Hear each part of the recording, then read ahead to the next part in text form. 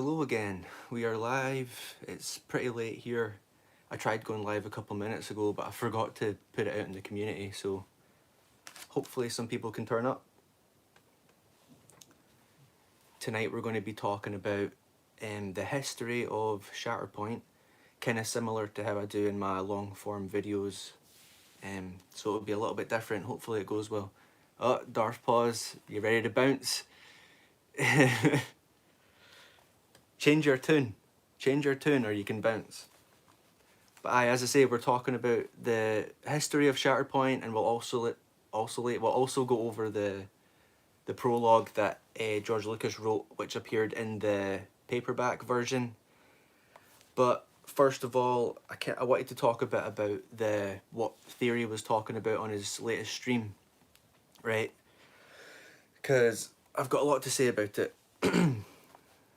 Because, right, I'll just get into it. Basically, on his stream, he was saying that his channel basically focuses on George Lucas era Star Wars, and to him what that means is George Lucas didn't care about the EU. Why would he write a prologue?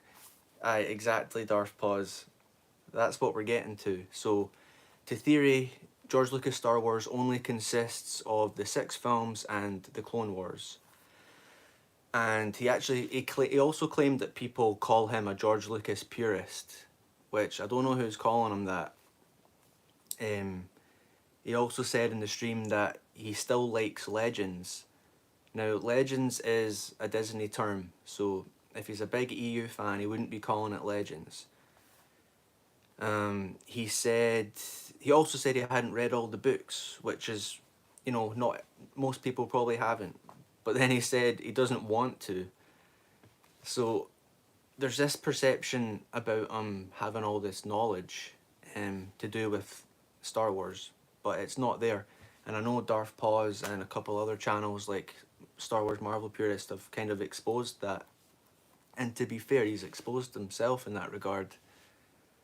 He hasn't read a single EU book. Well, it's like that last stream, and someone asked him in Stupendous Wave where they should start in the EU, like which book should you start with, and they kind of laughed and they're like, "Oh, Plagueis." It's a pretty standard answer, but I don't even think he's read Plagueis. Good day, Captain Keeley. Good to see you. Red Harvest. That was the other one, and we kind of think that's because Stupendous Wave was doing a Red Harvest video. It's kind of like we were doing the Vector Prime stream and I told everyone they should read Shatterpoint. It's got nothing to do with the fact that I'm streaming it currently, But yeah, he was basically saying he doesn't even want to read all of the EU. But yeah, we know he hasn't really been reading it anyway. So, what else was I wanting to talk about? So he was saying that he's obviously relegating that to the ghostwriters, and then he did a poll that there was about over 80% of his audience wants lore videos. He audiobooked Plagueis. He must have fallen asleep or something. Although I know he's doing that, he's doing like a Plagueis, is that a fan film or like an animation or something? Decrepit, good to see you, pal. Are you close to the 50 subscribers yet? I've not checked. I saw the other day you were at 41, so you're getting pretty close either way. I know you were wanting to have me on the stream when you hit that milestone, so keep me posted. We're just talking a bit about what Theory said on his stream about George Lucas and the EU. Yeah, so he did a poll. Over 80% of his audience wanted lore videos. He'd promised that you'd have 2 a day. I think Purist said it's something like 44 days since the last lore video. So yeah, basically, and he told Darth Pause, he said he's too busy. He's too busy to write his scripts. So he's too busy to cover George Lucas era Star Wars. That gets relegated to ghostwriters, but he's not too busy to live stream for like 2 or 3 hours about a Disney Star Wars show. The Skeleton Crew above all things. But anyway, the other thing he said George, he said George never ever thought of anything outside the movies and the Clone Wars as canon. He's supposed to be trying to go at me on X, and I wonder why he just lets people. Yeah, Theory's followers can be pretty insane when you say something that criticizes him. I know I did a post and someone was like, "Oh, I would have watched your video if you didn't insult us," and it's like, it's not my problem if you identify as someone with surface level knowledge like Theory, you know. And I'm not saying all this stuff because I'm jealous of him or you know, anything like that. And I'll get to my reasoning in a minute. So he said George Lucas didn't consider it canon, basically, which is a Dave Filoni sentence.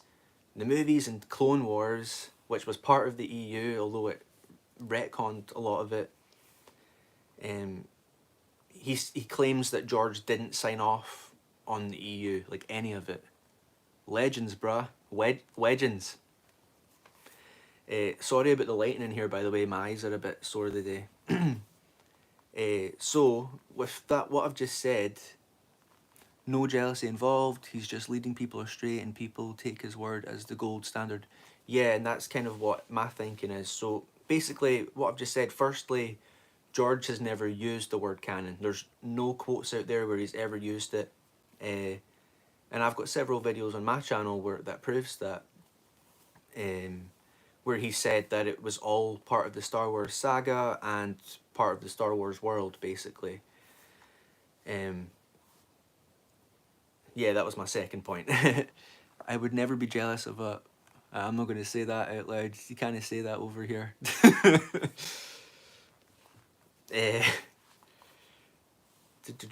So, yeah, so getting to the point, my problem here is that Theory, he has the biggest channel, like whatever, but so he's not obligated to do anything that I think he should do. But when he makes a statement like that, he's spreading that misconception to thousands and thousands of people, mostly casual fans, like I was saying. So that's a lot of people that are going to believe what he says because, you know, a lot of them are surface level. They do have surface level knowledge. Stop trolling him, please. Scran is a lot more civilized than me. That's right, Keely. I've listened to some of your live streams. So yeah, you've got all these casual fans that are getting this faux lore, and not even just lore, but just historically inaccurate statements from Theory. His fans are cultists, so they will only listen to him. It kind of seems that way, and you know, I'm not trying to bash the guy. It's just, oh, Decrepit, you should get Darth Paws on. That'd be cool. And I feel like he's hurting Star Wars in that way. He's not just by fence riding and promoting and praising this stuff, but by spreading the misinformation, you know. You know, he claims to honor George Lucas, but like all he's doing is promoting the Disney stuff. But yeah, he's blocked me on his channel, so I can't even comment and what's the word, like correct him on it, you know. I think it's because of that. It was either because Darth Paws trolled him, and I had something to say. Decrepit, he's blocked me from like commenting on his YouTube videos, and it's either because of that stuff that was going on with Darth Paws and Purist, or yeah, he can't handle criticism at all. Like, he just can't. It's insane. Or it's from the time that I corrected him on his Shadows of the Empire video, because he kept calling Shizor Zizor Zizor. And then at the very end of the video, he's like, "Oh, the thing with Star Wars is you can pronounce things different. George even said that, blah blah blah." And I was basically like, "No, it's Shizor because Lucy Wilson, who was behind the scenes, she was dating a Portuguese guy, so the Z is a she pronunciation. Plus, he's claiming to have like spent all that hours playing the game. Shizor's in the game, and they pronounce his name Shizor. Even in the commercials for the toys and stuff, it's... Aye, Darth Paws is right. So that was all I really wanted to say. Basic, long story short, he's spreading that misconception that George had no involvement or even cared about the EU, which I know a lot of us have disproven time and time again.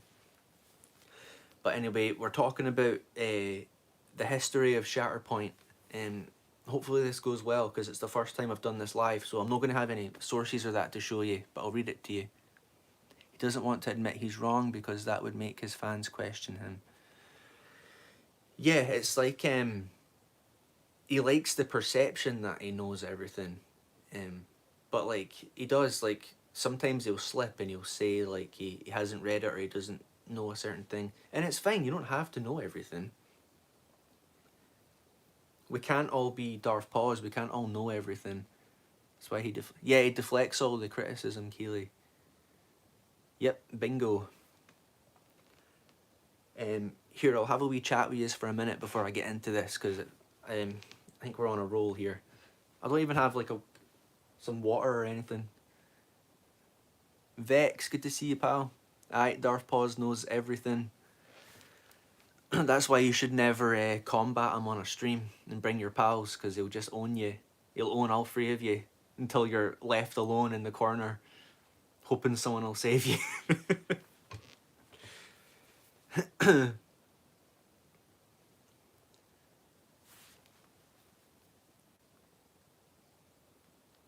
Right, let's just get into this, alright? I can't deal with dead air. I just can't do it.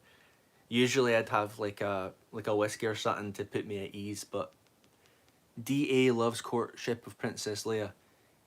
Courtship of Princess Leia is probably one of the books he's never read. He just heard that it was rubbish, which is an absolute falsity. I actually, when I read, yeah, I mean it looks like a romance novel, but there's nothing wrong with that. This has the introduction of Dathomir, the Night Sisters, and all the other clans of like the Dathomirian witches, you know. Very cool. It's got some really cool scenes in it, and I don't know why he would say that that's not a good book. Like just because he's not interested in it doesn't mean it's not a good book. He loves the Thrawn stuff though, but so does everybody.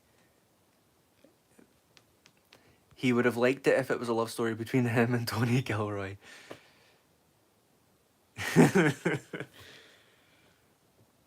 Was he not trying to say that like Andor had like Game of Thrones writers on it? I'm pretty sure Tony Gilroy wrote all of that show. Him and his brother, I think, wrote it.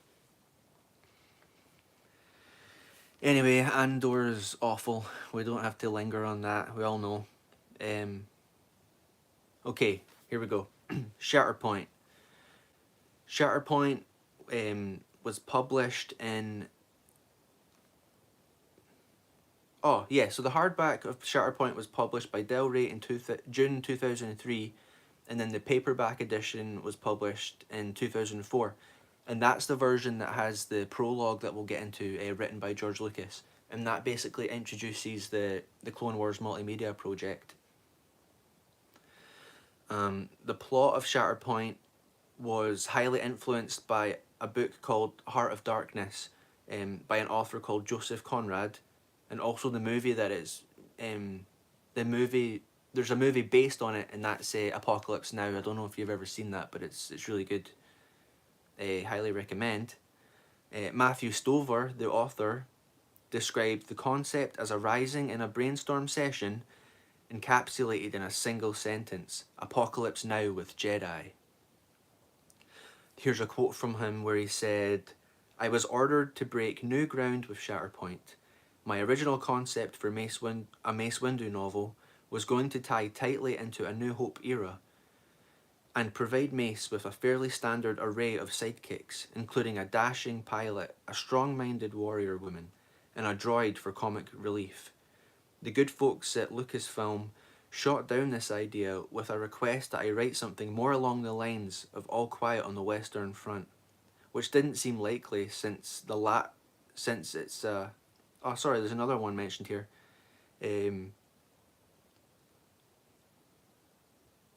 Or Cold Mountain. He says it wouldn't seem likely since the latter is a tragic romance and the former is a coming of age in the trenches tale, in which everybody dies. So after much deliberation, I offered to write a kinda sorta Heart of Darkness / Apocalypse Now with Jedi in it, and they thought this was a good idea. There's a point earlier in the novel, we've not got there yet obviously, so spoiler, Mace has a nightmare where he envisions Coruscant shattered by immense ships of impossible design. The centre of galactic civilization has become a jungle more alien than Harun Kal's foreshadowing. The bombardment, Vong forming of Coruscant. So does anyone know where that reference is taken from? I'll give you a clue. We just covered the first book in the series.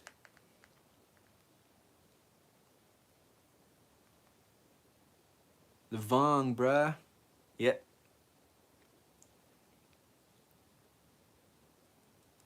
Who can tell me the series that it's from?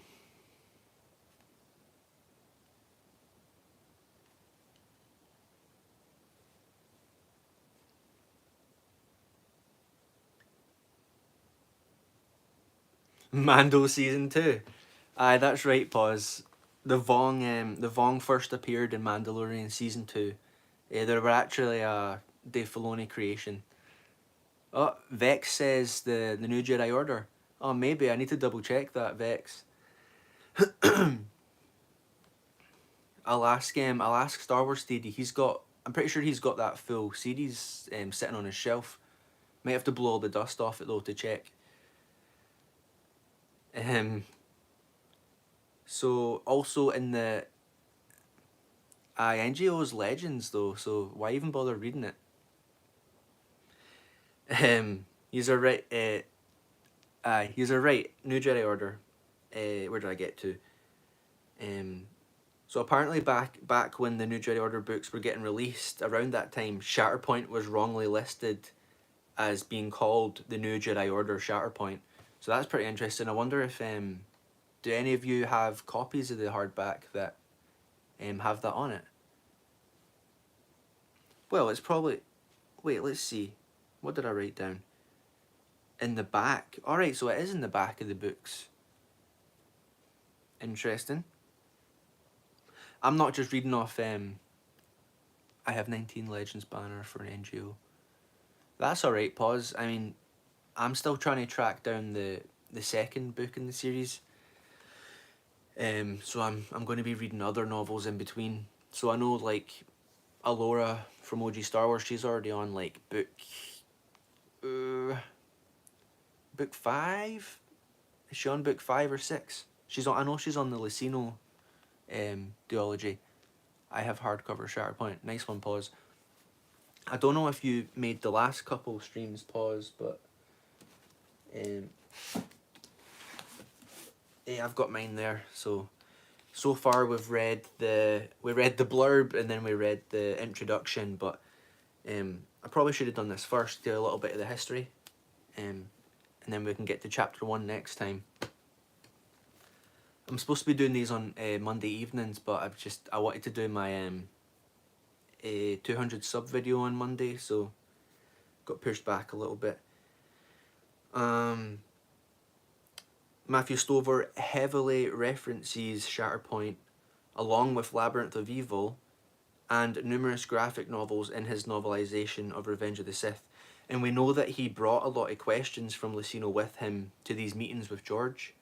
And George was involved in that way through correspondence with him in Labyrinth of Evil. Yes, Lil Porg. Shatterpoint's the one I've started reading on the live streams, so that'll be good. So yeah, in Labyrinth of Evil, obviously, it was marketed as the prequel to Revenge of the Sith, and it honestly, I always come back to this, but it just ties in so well. Like, it's really good. one of my favourite aspects of that novel were the interactions between Labyrinth of Evil is top 5 tier. Yeah, I agree, Darth Pause. It was my first EU book, so it's pretty special for me. But the interactions between Anakin and Obi-Wan, those are really good in that book, and it obviously gives a lot of part of the commissioning for that book was to do like a background for Grievous, and it basically it goes right up. The ending is perfect. Yeah, that's what I was going to get to. It kind of goes right into Revenge of the Sith. Hey, OG Star Wars is here. If you've if you've just turned up, you missed our conversation about theory and Georgie's thinking on the EU. Um, ridiculous. That's kind of what we were saying, Alora. Like he's like criticizing him doesn't come from a place of like envy. It's just he's got the biggest channel and he's spreading that information to like thousands and thousands of people who are most likely casual fans, you know, and he admitted that he doesn't even want to read all the books, so he doesn't really. Oh, you're prepping for calf chat. I usually catch that on my way home from work, so that'll be good. You know, he might not care about the EU, but like he's spreading that misconception around, and people are going to believe it, and it's hard enough combating people that like have that disdain for it. But thanks for popping in, Alora. It's awesome. Look, there's a little Borg again. So yeah, he references Labyrinth of Evil in the novel. So you can actually check out my Labyrinth of Evil video. That was obviously the first one I did. So it's probably not like I'd like to think the videos get better as I go along, but the information's still good. Or as Tim would say, it's evergreen. And Shatterpoint was also the first novel in the Clone Wars multimedia project. The multimedia project was actually a 3-year project created by Lucasfilm in conjunction with Del Rey, Dark Horse Comics, Cartoon Network. That's the 2003 miniseries or micro series you would call it, and the LucasArts games. Set largely between Attack of the Clones and Revenge of the Sith, and that's in terms of in-universe and real life that took place. Darth Pause loves it. Nice one. Where did I get to? It attempted to tell the story of the Clone Wars in real time through books, comics, television, and video games, like I just said. And this is actually echoing the Shadows of the Empire multimedia project that happened in 1990. I've got a video on that. It's 96 or 97 that happened. I think it was 96. Because it was after, yeah, it was just before the special editions came out. So that's pretty cool. Where'd I get to?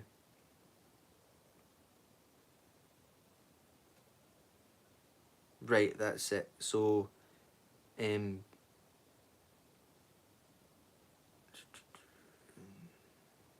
and the timeline itself could be found in the books marked a Clone Wars novel. So you can see it there, Clone Wars novel. The only other one I've got is the Cestus Deception. I'll read you off the list here. So they've got the Clone Wars novel is marked with that, and then also the Boba Fett young adult series is in that. Wait, what's Darth Pause saying? I missed it. Each medium was listed along with how many months after the Battle of Geonosis it took place. So it had like a really linear, like chronological timeline, which is really cool. And that's where, like, when the TCW comes into it, all that starts getting messed up. So the list of things involved, you've got 2003 micro series. Here's the novels. You've got Shatterpoint, Legacy of the Jedi, Cestus Deception, Medstar 1 and 2. Then you've got Jedi Trial, And then finally you've got Yoda Dark Rendezvous. And a side note on that, Dark Rendezvous was originally going to be a different book, but it wasn't released because George basically gave the okay to do a novel about Yoda, which had never been permitted before. Pause. You like all of it? Yeah, I'll need to talk to you sometime about how much you've actually like dived into the EU, because like, you really know your stuff, man. It's cool. So he gave the okay, and then it was given priority. But like the novel that it replaced was called Escape from Dagu, and it was to do with Shaq T. How many books have I read? So all the videos I've got on the channel pretty much. So like my channel's kind of like covering my EU journey. Since 2019 book wise. Oh, I must have missed something there. So that book covered Shaq T, and I actually had cover art created for it as well, but I'm pretty sure that novel was finished. Like that's an actual. I'm sure there's a handful of those. There's books that were finished and then never got published. So it'd be cool for those to come out someday, like when we've all finished the EU and like something new comes out. That'd be pretty cool. So yeah, I mentioned the Boba Fett young adult series. It has that Clone Wars brand, and 2019 was when I read my first EU book. All right, okay. What was your first one, Darth Pause? Your first EU book. Because when I read that, I was like, Darth Pause has read every Disney Star Wars book since 2019. Heir of the Empire, nice one. Nice one, Vex. Yeah, that's more than me, man. Like, you should be covering this stuff on a channel as well. Preserving the lore. Other series of the Clone Wars multimedia project are the Republic Commando novels following the game of the same name. And although they were not introduced until 2.5 years into the project, only Republic Commando, Hard Contact, and the game are part of the Clone Wars multimedia project timeline. And that's due to others being released after Revenge of the Sith. So there are some stories that take place in that time frame that aren't included in that. I've not read that yet. Pause. I've heard that. Is it the first one's the best one? We're talking about the Darth Bane trilogy. The first one, and then I think the third one, and then the second one. That's like the order of how good they are. So I'm told. I know there's a lot of good like Sith lore in there, so I'm excited to get into those at some point. Oh, and Star Wars Insider also published some short stories in it as well. So that's pretty cool. And the comics were the Republic comics. And that's actually, those comics are where, oh, Gordon McDonald, good to see you, man. I've not seen you in the comments for a while, dude. Like, I always like when you leave a nice big long comment for me to read. It's awesome. Vex says Path of Destruction's the best one. Let's mod up. There you go. Don't take advantage of it, little porg. And yeah, so the Republic comics, that's where you get Anakin being given his scar that you see in Revenge of the Sith. And basically George said there is I've shared it a few times. Shatterpoint and listening to the audiobook. Oh, nice one, Gordon. Well, hopefully when I've finished reading the book, I can maybe compile it into like, you know, the Scottish Shatterpoint audiobook. Who knows? Yeah, George said that Anakin's scar's something that's explained in the novels. Obviously, it's the comic, but I know in Labyrinth of Evil, it's also stated that Ventress gave Anakin his scar. But yeah, he literally said that that's something that gets explained in the novels, and that Howard Rothman has to make that happen. Playing KOTOR before reading Bane. Yeah, I think that's why I think that was my reasoning for holding off. I'd like to play both those games. Nice one, Gordon. That, I don't know if you made my last stream either, but I got the hardback as well for, I think it was like I think I got it for like 10, because I only got it, I was skint, but like every other time I'd seen it, it was like 40 quid plus like 20 quid postage, you know. Nice one, Gordon.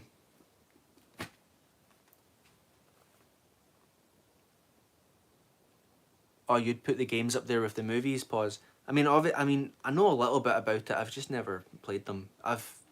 Steve Kenobi was telling me that the second game was kind of rushed, and that they eventually did like they finished it off basically. Um, I know you've got like the Old Republic novels as well. Like you've got the Dark. Is it? Yeah, you've obviously got Revan, and then there's the other ones. It can be an expensive hobby. I'm grateful for what I've been able to acquire. Yeah, I'm the same, Gordon. It is. It can be quite pricey depending what you're after. Like the Darth Plagueis one, it's some people have a really hard time getting that on hardback. Where'd we get to? Yeah, like I was saying, some of the stuff that takes place isn't included. Oh, here we go. So prior to the declaration to regulate EU to Legends, making it non-canon, making something that was never canon non-canon, right? Much of the material within the Clone Wars multimedia project had been directly contradicted. So this is prior to it being decanonized. It was directly contradicted by material from TCW 2008, which often told its stories without regard to continuity previously established within this project. And this is something that I took from Wikipedia. It's funny because a lot of that stuff that you read on there, like, it'll get reworded or changed. Like, I was talking to a guy about it was Labyrinth of Evil again. Labyrinth of Evil is like my Darth Plagueis. It's obviously the only one I've read, but obviously I was talking about how George was involved in the development of that novel, and that one of the lines that Obi-Wan says takes place in comics. Oh, I've not got any of the comics yet. Pause. I'm trying to work my way through the novels first. I do have that.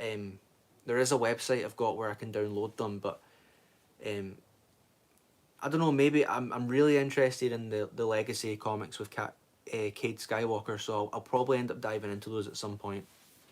And I know Matt Wilkins loves the Old Republic ones. Tales of the Jedi. Yeah, I'm following Tales of the Jedi via Star Wars Marvel Purists streams. Pause. You're an EU dork because everything I'm mentioning, like, you love it already. That's me bullying a kid, by the way.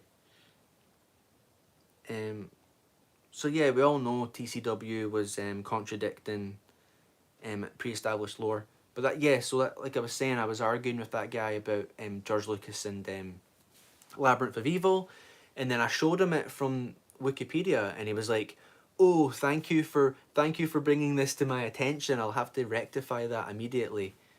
And then you're an EU shill.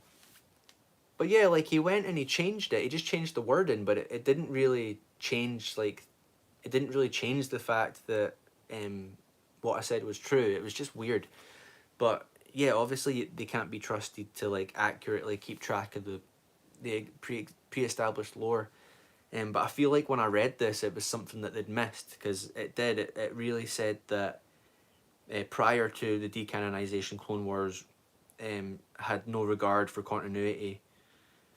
And it gave an example. One of the examples was in the episode Night Sisters. Obviously, he ripped it off of Courtship, the worst EU book. according to DA, My Star Wars comic ranking, or Legacy Republic comics. Okay. Yeah, I think that's probably the order I just agree with everything Paul says. I'd like to read Legacy and then the Clone Wars Republic comics. And then I do really want to read the Dark Empire. I know some people don't like those. But like I've mentioned before, but it's some people don't know that they were meant to be the conclusion to the original Marvel comics from like the 80s.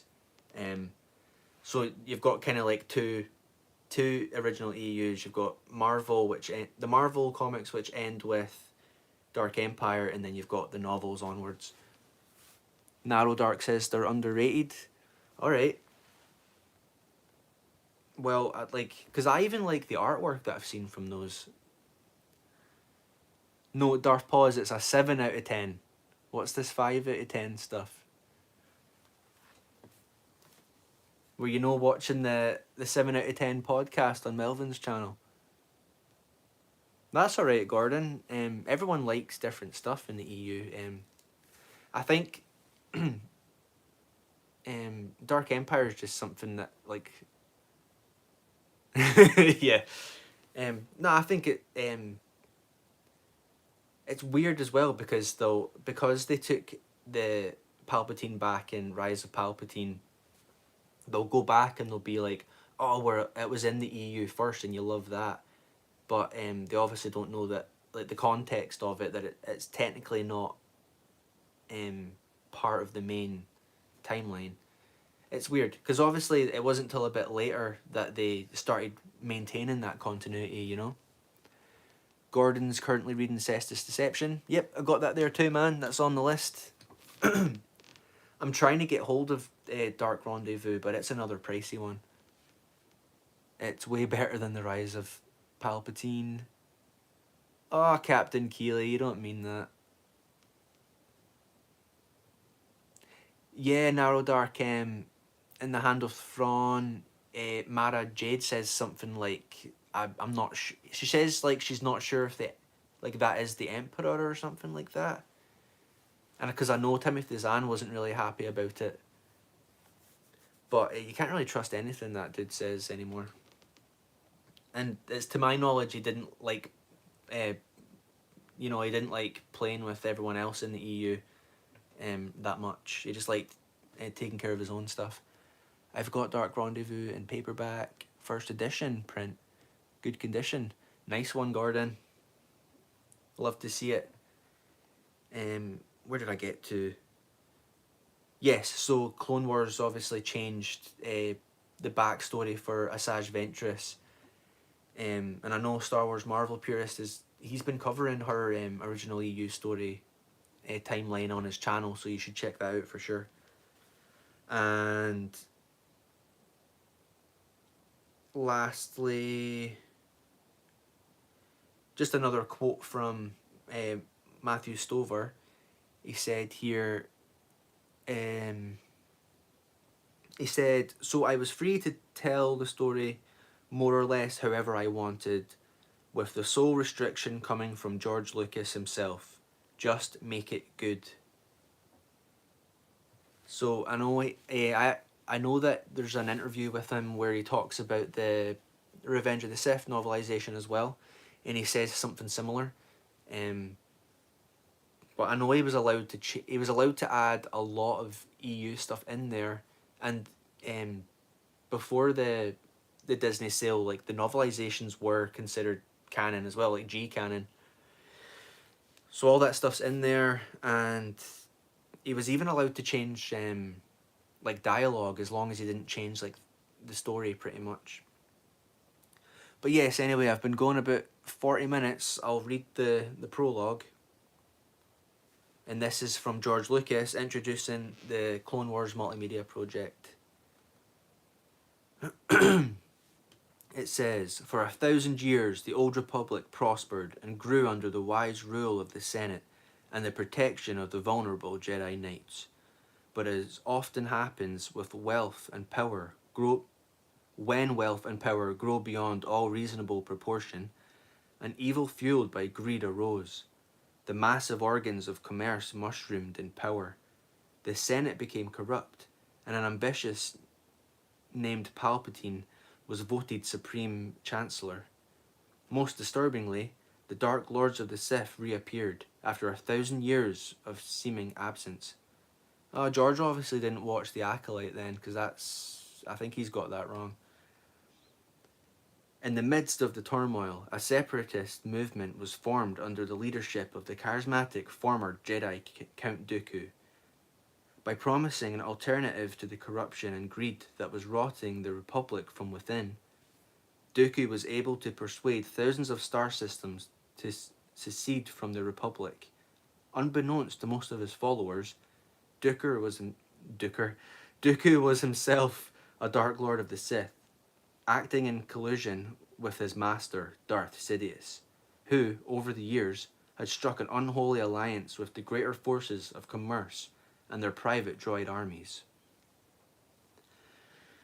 The turning point came when Count Dooku lured the unsuspecting Jedi into a trap on the desolate planet of Geonosis, having just discovered the existence of a clone army that had been secretly commissioned for the Republic 10 years earlier. The Jedi were well prepared when they confronted the Separatists on Geonosis, but their victory in that heated battle was Pyrrhic. I'm probably pronouncing that wrong, sorry. It would prove to be merely the opening salvo in a war that would spread like fire across the galaxy and engulf thousands of star systems in the legendary Clone Wars. Having already been granted emergency powers in the face of the growing threat, Councillor Palpatine used his ironclad grip on the Senate to seize even greater authority, all in the name of security. To address the urgent military needs of the Republic, he enlisted the Jedi Knights as generals to command the clone army. The Jedi valiantly accepted their assignment.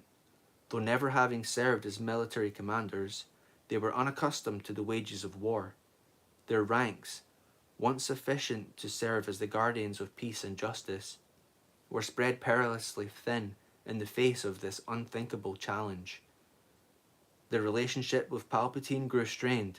At the same time, they felt their own power waning even as their most promising new apprentice completed his training and stood poised to fulfill his destiny as the chosen one who would bring balance to the Force. One more paragraph, dudes. The Clone Wars raged for 3 long years, tearing the Republic apart and spawning countless tales of heroism, bravery, treachery, and betrayal as both sides fought to defend their ideals.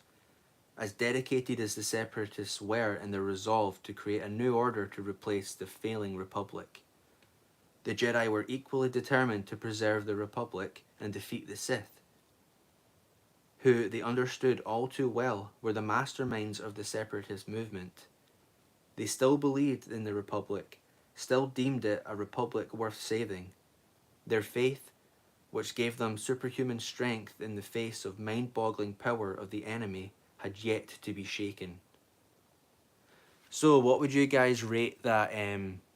What would you guys rate that prologue? Because I'd give it a solid 7 out of 10.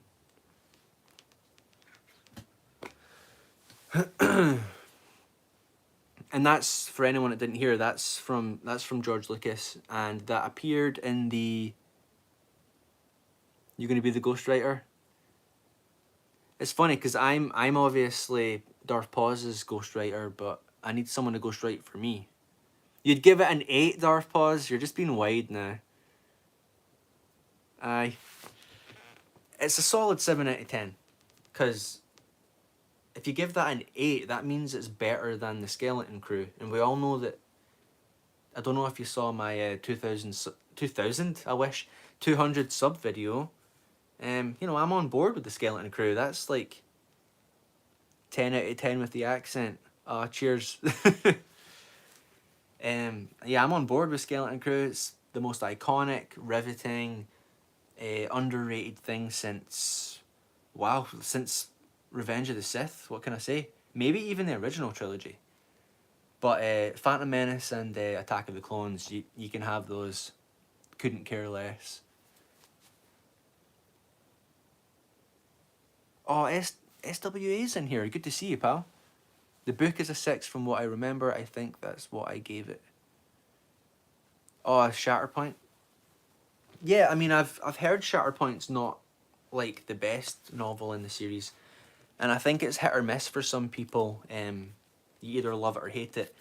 But pardon me, like we read the introduction last time, and already like Matthew Stover's you know, his writing style is awesome, and especially the stuff between um Palpatine and Mace, like those conversations were really cool, and he definitely tries to get in the head of the characters a bit more. It's really awesome. It's definitely not terrible. That's one way to describe it. Pause. I like parts of it, not all of it though.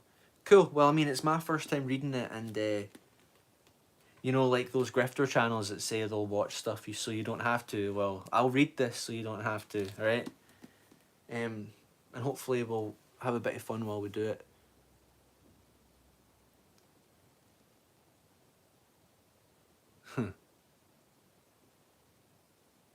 Yeah, the journey. Yeah, I'd agree with that, Gordon. You know, I mean, I'm looking forward to reading it still. You know, like maybe I'll like it a lot. You know, let's see if it's as bad as Shizor's name. Uh, at least, well, I'm saying you pronounced it right. I pronounced it right.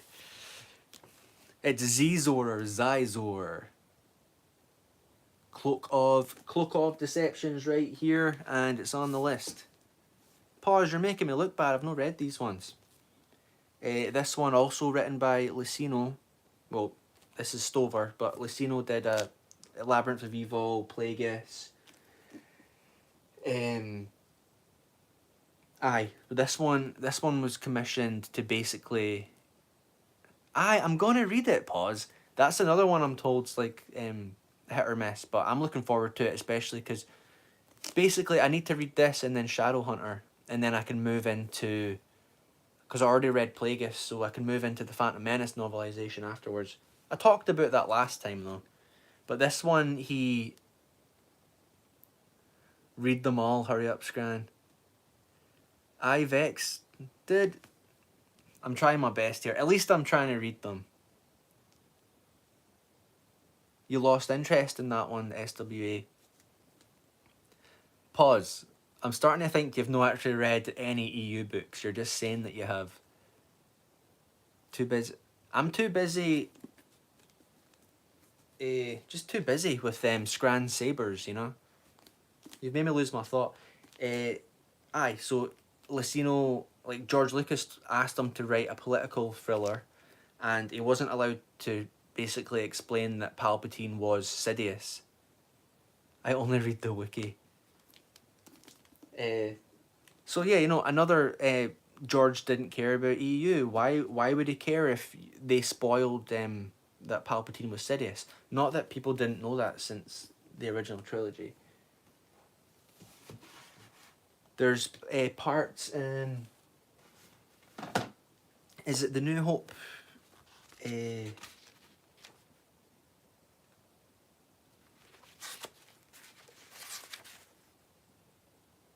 I think it might be in the.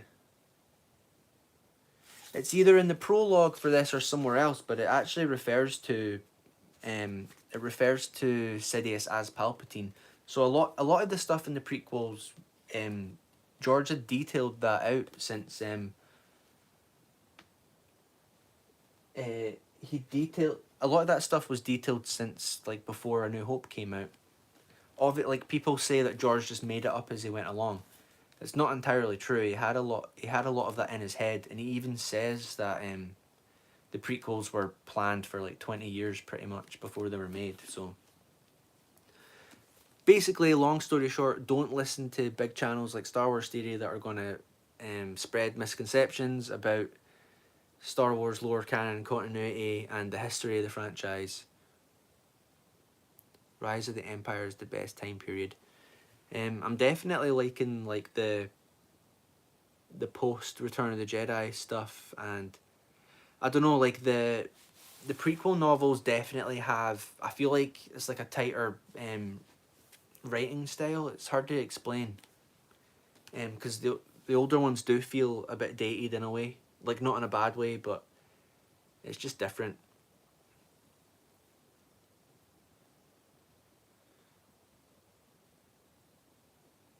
Cheers, Gordon. I appreciate that.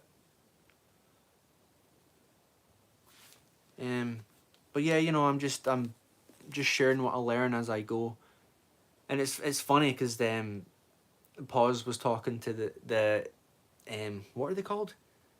I keep wanting to say Yavin based broadcast. It's the Echo based network. Cheers, Gordon. I'm glad. I thought you'd fallen out with me because I hadn't seen you in a while. I was like, wait a minute, is Gordon one of those theory fans, and I've upset him, criticizing the theory, Echo Chamber Network. What was I talking about? Aye, because they were talking about EU, and that DA guy was basically like, oh, it's all, there's a lot of like rubbish in there basically. And Pause said, well, about 95% of it's good. There is some bad stuff, and he's like, oh, it's less than 95, blah blah blah. And then Pause is like, right, well, what book don't you like? And he's like, I didn't care about Courtship of Princess Leia. Cheers, Gordon. That's put me at ease. um. So yeah, like he just named like one of the first books they could think of, and like, it's awesome. I love that book. It rivals Kenobi as like my favorite EU book so far. Obviously Labyrinth of Evil has that sentimental spot. No worries, Gordon. I can understand that. So yeah, he named that, and then he's just like, oh well, I like the Thrawn stuff. If you like the Thrawn stuff so much, you wouldn't be praising, like, you wouldn't be praising the Disney stuff where they ruined them. Pause. If you think, right, Darth Pause, if you think the Kenobi book is mid, you can bounce. If you want to change your tune, let me know. Right? I'm not joking. Like, bounce. You can make Echo Based Network look like a fool, but no me. The Beatty script. Dude, nobody understands Star Wars like Stuart Beatty and his Kenobi script that, oh wait, that featured Reva, didn't it? Reva wedged in between like two of the coolest characters. I'm pretty sure he had Vader and Obi-Wan battling. I'm pretty sure he did, and it's not like that's canon breaking, right? Shill alert, I need to get that the big alarms going. You thought it was... Dude, Kenobi's not a 5 out of 10. Kenobi's... That's a perfect book. Like, Obi-Wan's hardly... He's not hardly in it, but he's... Pause. Not cool, dude. Kenobi's awesome. It's like... It's kind of like a Western, but not like how Mandalorian's a Western. It's... He turns up on Tatooine with baby Luke. And there's like a... What would you call it? Sort of like a haberdashery kind of thing. And like all the characters in it are awesome. You've got Annalene, and Obi-Wan, like, she says like her friends call her Annie. And he's like, oh well, Annalene will do fine. Darth Pause, you don't even have to reread it because Scran's got you covered. I did a video on it. Right? You don't even need to read it. That's why I'm here. I'm here to help you out, pal. Yeah, and the villain in this novel, oh, what's his name? Starts with an O. I'll need to reread it because it's awesome. Let me find it. Oren. His name's Oren. My top 5 EU books, right? So on any given day, it's either Kenobi or Courtship of Princess Leia. So there's two. No, sorry. Labyrinth of Evil, I'll say Courtship, Kenobi. I really like Dark Force Rising. I really like that a lot. I preferred it to Air and Last Command. So there's four. Probably I'd have to say Plagueis for fear of being called a noob. But you know, I'm new to this stuff.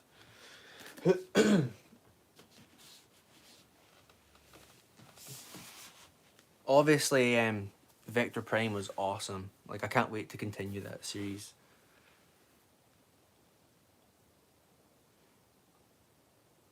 Are you joking, Pause? Is Plagueis actually your favourite, or are you just taking the mickey out of theory? Like, I wouldn't blame you. Plagueis is awesome. Yes, yes, smash the like button. Thanks, Alora. Even if you don't like it, just hit the like. But, so, you know, we've covered pretty much what I wanted to cover. We talked about the history of the novel, and we read the prologue by George, and we also counteracted what theory was spreading, so I feel accomplished. It's actually your favourite, right? SWA says the prequel books are awesome, besides Cloak of Deception. Alright. Top 5, Path of Destruction, Last Command, Plagueis, Dark Force Rising, Heir of the Empire. Alright, cool. Yeah, Plagueis, like... Yeah, Plagueis could probably be on top. Knights of Undercovers here. I saw you were doing a live stream the other day, man. I managed to actually watch that. It was good. So I'm not going to waste your time anymore, dudes. I've managed to keep this under an hour, believe it or not, and I'll try and schedule chapter 1 of Shatterpoint, hopefully Monday evening here in Scotland. So I don't know what time it'll be in the States. These are like 5 or 6 hours behind, so I'll put it in the community stream or whatever, and hopefully you can come back and shatter mid. Right, well, whatever, we're still going to read it. I've already started. And unlike Star Wars Theory, if I say I'm going to do something, I'll see it through, alright? You're just jealous. Leave the big channels alone. Well, if you wanna cover Disney Star Wars, go to the big channels, alright? Come to the smaller channels for real Star Wars content. You should read the Ahsoka book next.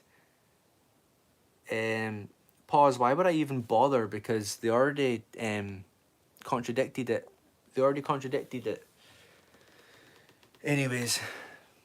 Yep, later dudes, take care. Long live the EU and lang may your limbs reek.